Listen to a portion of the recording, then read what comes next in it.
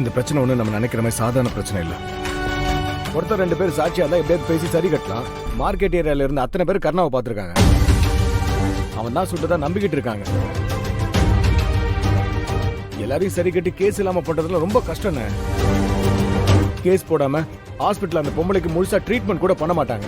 அந்த பொம்பளைக்கு ஏதாவது ஆச்சுன்னா பிரச்சனை இன்னும் கைமீறி போயிடும்ண்ணா. அண்ணா ரொம்ப யோசிக்காதுண்ணே. கர்ணா மேல கேஸ் போடட்டும், விட்டுட்டுண்ணே. அண்ணே கர்ணா மேல கேஸ் போட யோசிச்சா பிரச்சனை நம்ம விஸ்வா மேல தான் வந்து நிக்கும். இத விஸ்வா தான் பண்ணான்னு தெரிஞ்சா அப்புறம் இவன் ஜெயிலுக்கு தானே போகணும். அப்புறம் அவன் படிப்பு எதிர்காலம் எல்லாம் வீணா போயிடுன. எதுக்கு நான் இவ்வளவு யோசிக்கிற? நம்ம புள்ள வாழ்க்கை முக்கியம். இப்போதைக்கு கர்ணா உள்ள போட்டோம், அவனை எப்படி வெளியில எடுக்கலான்னு நம்ம லாயர் கிட்ட பேசிக்கலாம். சூழ்நிலை கையை மீறும்போது தான் ரொம்ப நிதானமாக முடிவெடுக்கணும். அவசரப்பட்டு முடிவெடுத்து அப்புறம் எந்த பிரயோஜனம் இல்லை. ரொம்ப யோசிக்க நேரம் இல்லைண்ணே.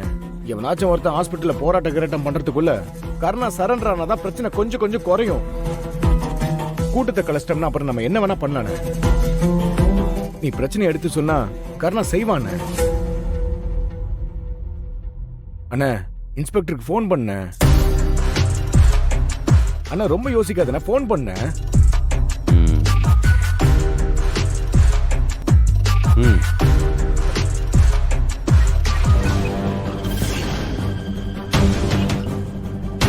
ஹலோ சார், நான் திவாகர் பேசுறேன் சார்.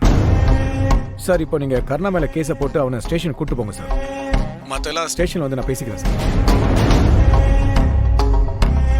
சார், நீங்க சொல்றதெல்லாம் சரிதான் சார். கிருபா சார் ஒரு வார்த்தை சொன்னா போதும். அதான் நான் சொல்றேன்ல, அப்புறம் என்ன? அது இல்ல சார், விஷயம் கொஞ்சம் பெருசு. இருங்க, புரியுது.